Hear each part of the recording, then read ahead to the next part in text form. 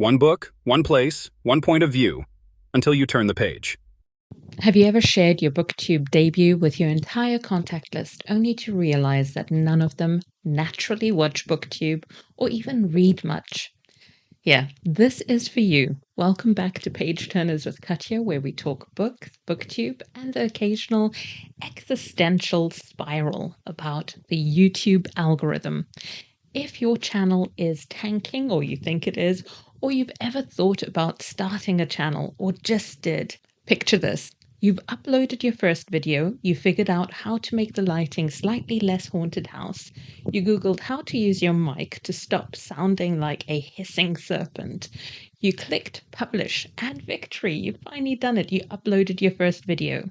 Naturally, you want to share this small but mighty accomplishment, maybe on Facebook, maybe in your WhatsApp group chat where no one else reads or gets some of your book-related rambles, but they love you anyway. Today, I'm waving the softest, kindest little caution flag and saying, maybe don't do that. At least not yet, not with everyone. And let's talk about why without gatekeeping, fear-mongering, or suggesting that you turn your passions into big secrets.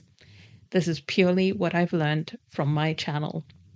When I started this channel, I did the exact same thing I'm now telling you to pause on. I posted it everywhere. I just wanted my friends to watch and to engage. We're not creating in a vacuum. We're here for connection. But here's the rub. If your friend from college is into true crime on Netflix, or your cousin watches nothing but kung fu reaction videos, they're not your audience for BookTube, and that's fine. Not everyone watches BookTube or even likes books. YouTube, clever and slightly terrifying beast that it is constantly learning. It's scanning your titles, transcripts, thumbnails, trying to match you with people who get you, people who know what you mean when you say found family or slow burn political fantasy. People who hear T. Kingfisher, Byung-Chul Han, and Claudia Pinheiro, and they get excited or interested, but not confused.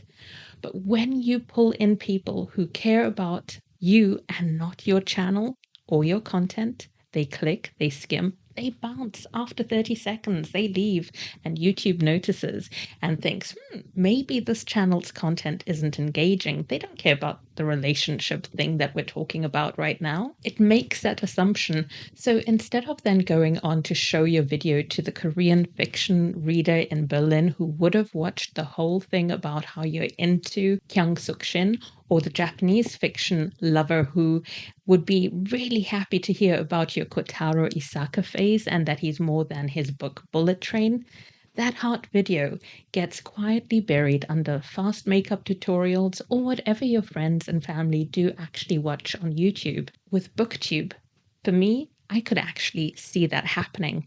You can literally see it happening as well by checking your stats. Open YouTube Studio, check your impressions.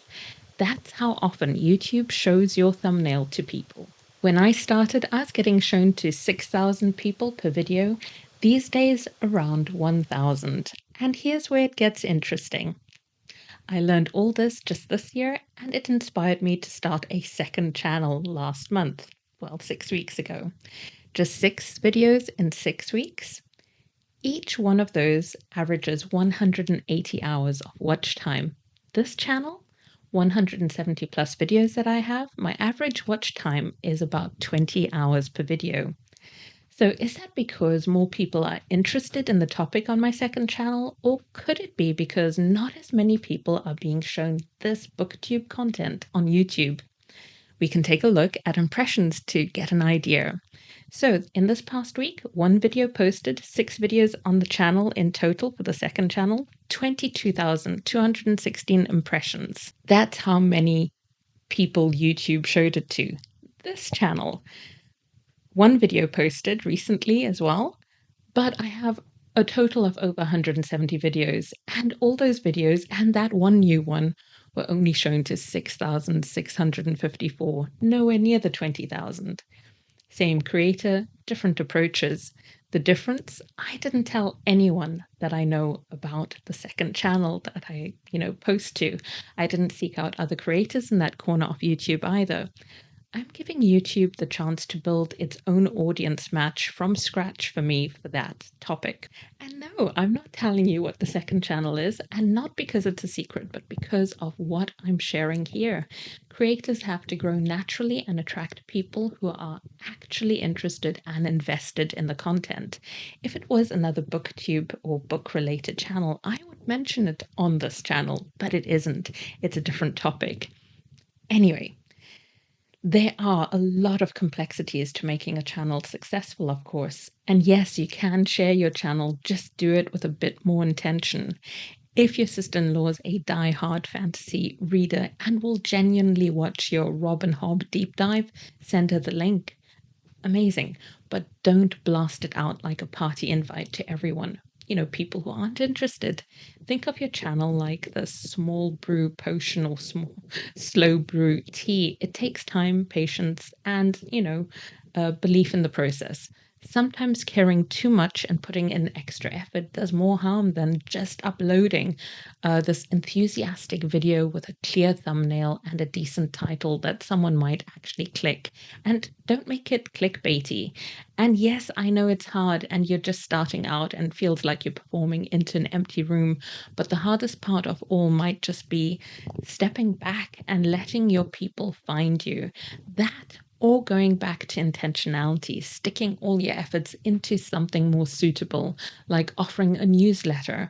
A lot of booktubers have had success pulling in more subscribers by offering similar content in the written form and by delivering the content to people's inboxes. There's a higher chance of making the right impression. Pardon the pun. So let's recap. Instead of hitting share to all, try this. Make the kind of video you would actually watch. Title it like someone who's never heard of you needs a good reason to click. But again, don't make it clickbaity. Practice talking to the camera until it feels like you're talking to a friend. I feel far more comfortable these days.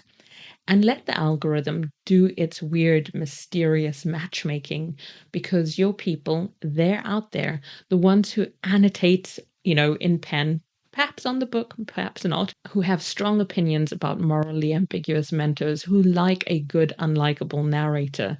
They just need time to find you. Trust the long game and know that I'm here rooting for you, cheering you on, one record, one upload, one imposter syndrome crisis at a time.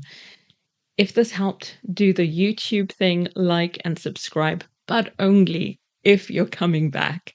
And maybe comment with how you started out on BookTube or tell me what you wish you'd known before starting your channel. We've all been there. So see you next time. Can't wait to hear your views and happy reading. Take care.